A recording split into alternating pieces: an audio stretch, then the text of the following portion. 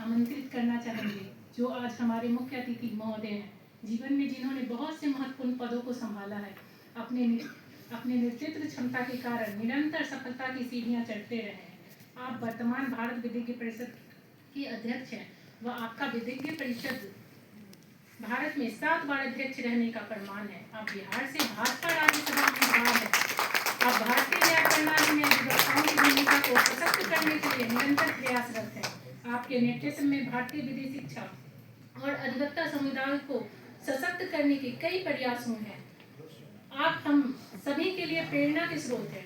हमारे विनम्र अनुरोध पर आप यहाँ पहुँचे हैं, जिनकी उपस्थिति पाकर हम कृतार्थ हैं, आनंदित हैं। करतल ध्वनि से हम स्वागत करते हैं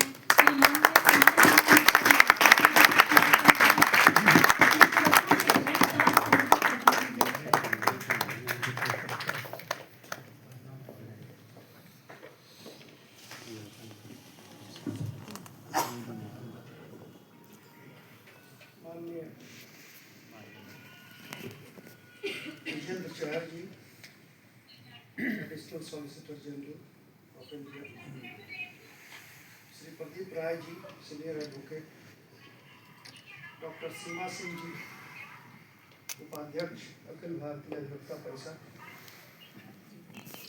श्री राघवेंद्र शुक्ला जी, भगवान स्वरूप शुक्ला जी, श्रीमती सस्मिता त्रिपाठी जी, वरीय अधिवक्ता सर्वोच्च न्यायालय, नीरज जी यहाँ उपस्थित हैं। आज की इस संगोष्ठी में उपस्थित आप तमाम अधिवक्ताओं को मनन मिश्रा का प्रणाम और नमस्कार।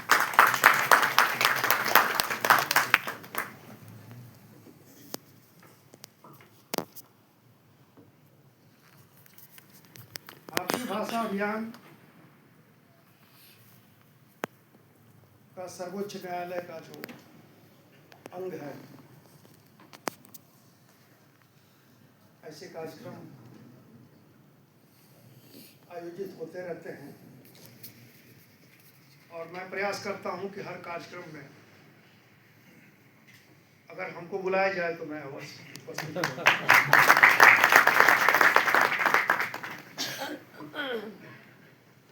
सबसे पहले आपको बता दूं कि भारतीय भाषा अभियान को सुदृढ़ करने के लिए भारतीय विधिज्ञ परिषद बार काउंसिल ऑफ इंडिया ने कई कदम उठाए हैं। आपको मालूम होगा, जो हमारे इससे जुड़े हुए बड़े लोग हैं उनको मालूम होगा। हमने अपनी एक इकाई भी बनाई विधि एवं न्याय मंत्रालय से मिलकर, वो अपना काम में लगा हुआ है। जो ट्रांसलेशन का काम है वो काफ़ी जोरों पे है और मुझे लगता है कि जिस ढंग से काम हो रहा है, आने वाले 2 वर्षों में विधि की पढ़ाई बहुत से शैक्षणिक संस्थानों में भारतीय भाषाओं में होने लगेगी।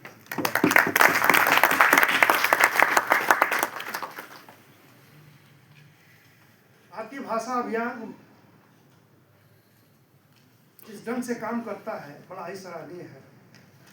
जनसंपर्क का कार्यक्रम जो आप हम सब लोग कर सकते हैं अपने अपने स्तर से। जरूरी नहीं कि बहुत बड़े बड़े कार्यक्रम भी आयोजित करें, बहुत बड़ी सभाएं हों। छोटी मोटी संगोष्ठियां हम जहां हैं, जिस स्तर पे हैं, जिस मोहल्ले में, जिस इलाके में हैं, वहीं पे आयोजित कर सकते हैं। और एक बात और अच्छा लगता है कि भारतीय भाषा अभियान अब अपने कार्यक्रमों में ये प्रयास करता है, मैंने देखा है कि कुछ न्यायाधीशों को भी अपने कार्यक्रम में शामिल करें। न्यायाधीशों को शामिल करने से मुझे लगता है कि इस अभियान को ज़्यादा लाभ होगा। उत्तर प्रदेश, मध्य प्रदेश, बिहार, राजस्थान, ऐसे जो उच्च न्यायालय हैं, वहाँ पे हिंदी में बहस करने में, हिंदी में अपनी बातें रखने में किसी वकील को कोई संकोच नहीं होता है। और वकील अपनी बातों को बहुत सहजता से, बड़े सुलभ ढंग से और अच्छी तरह वो न्यायाधीश के सामने पेश कर सकता है। न्याय होने में उससे सहूलियत होती है, आसानी होती है, सही में न्याय मिल पाता है। तो मेरा कहना है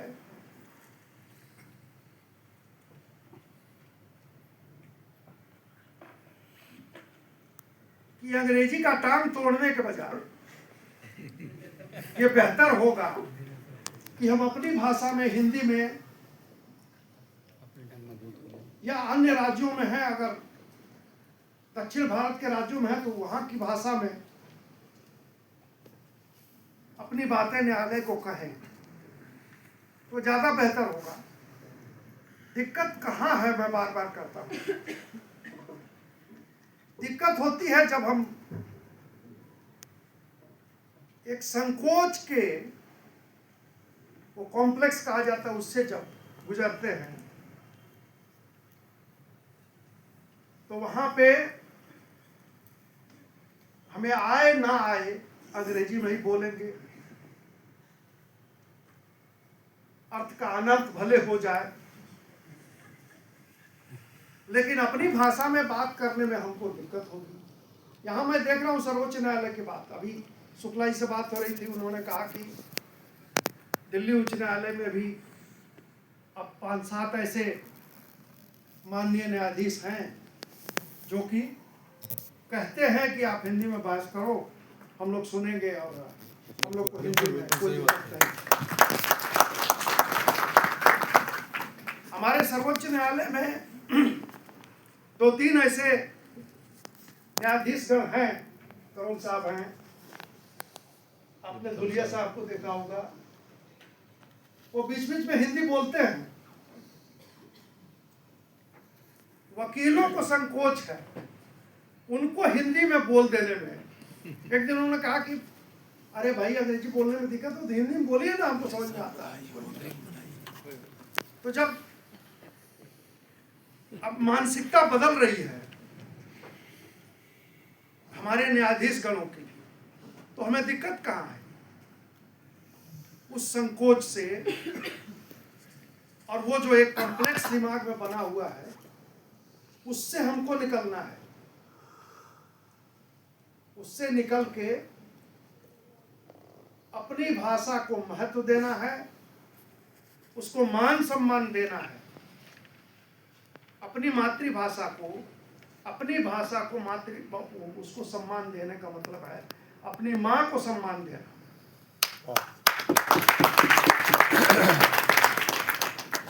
4 दिन पहले हमने एक्स पे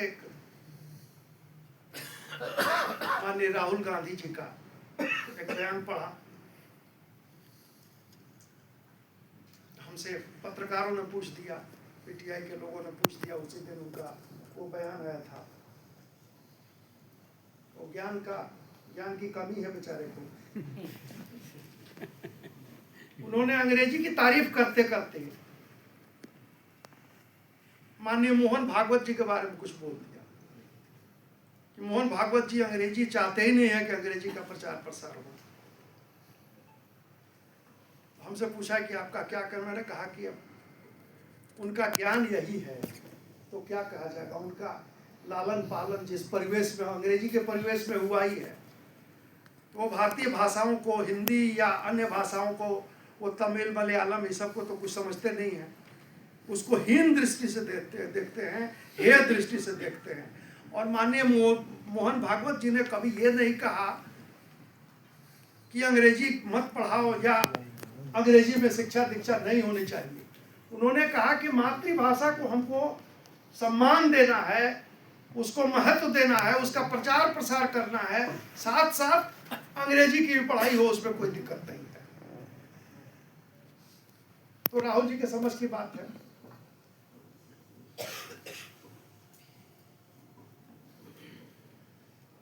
प्रदीप राय जी ने भी बात कही, खास करके मैं हिंदी की बात करता हूँ। आपने अंग्रेजी को कहा कि अंग्रेजी बड़ी फ्लेक्सिबल, बड़ी ही लिबरल है, बहुत से हमारे शब्दों को वो अपने शब्दकोश में ले लेते हैं। हिंदी में भी आप देखेंगे अखबार वाले खास करके ज्यादा वो काम करते हैं, बहुत से अंग्रेजी के शब्दों को, बहुत अन्य भाषाओं को हम ले लिया करते हैं, उन शब्दों का प्रयोग अक्सर होता है और उसके बाद धीरे धीरे वो लगभग ऑफिशियल हो जाता है, हम उसका उपयोग करते हैं।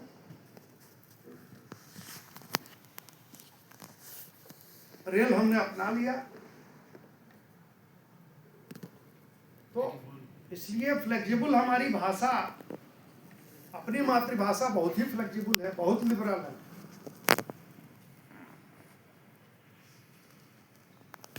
संस्कृत की बात रही होगी, संस्कृत का प्रचार प्रसार हम नहीं कर सके, हमारी सरकार लगी हुई है। संस्कृत से उतनी धनी, उतनी रिच कोई भाषा है नहीं। और आज की माननीय मोदी जी की सरकार